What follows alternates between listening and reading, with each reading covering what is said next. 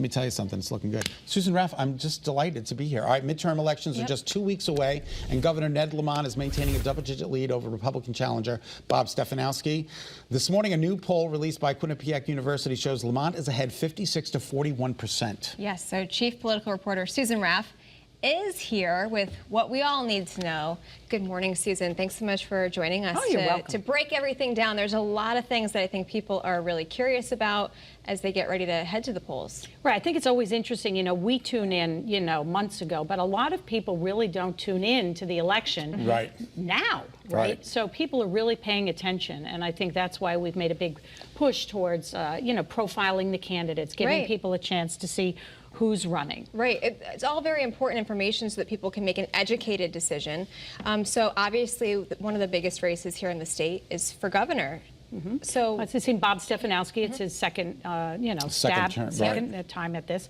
But the recent poll that came out shows there's still quite a big spread between them. 15 points, 17 points in this one, 15 in the last, I believe.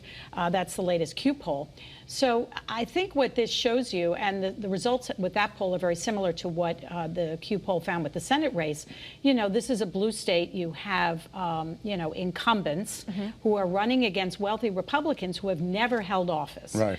And then with polls are polls, right? So a lot of people, the candidates, Stefanowski, Leora Levy, who's running against Dick Blumenthal. Yeah, what should we know about that race in particular? The Senate race? Yeah. Well, Dick Blumenthal has been around for a very, very long time, and he has a lot of name recognition.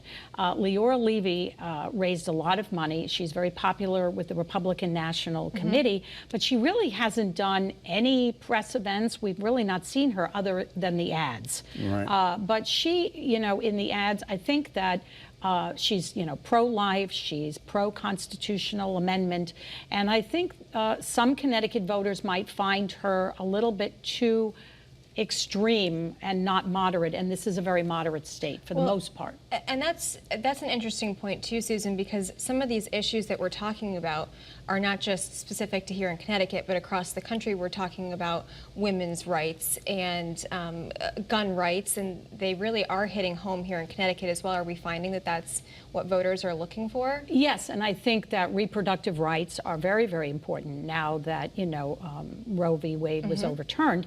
And I think that would have been a bigger issue for voters if it wasn't for the economy and inflation, which Republicans are all talking about. And I think that that's very important.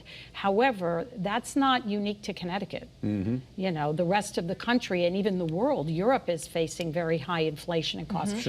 And what Channel 3 actually commissioned a poll recently which found that people don't blame Governor Lamont for inflation. Wow. Okay. Some would like him to do more, but they don't blame him for that, so it may not be a factor. We have to leave it at that, Susan, but I just want to say, in my 24 years, I've never worked with you.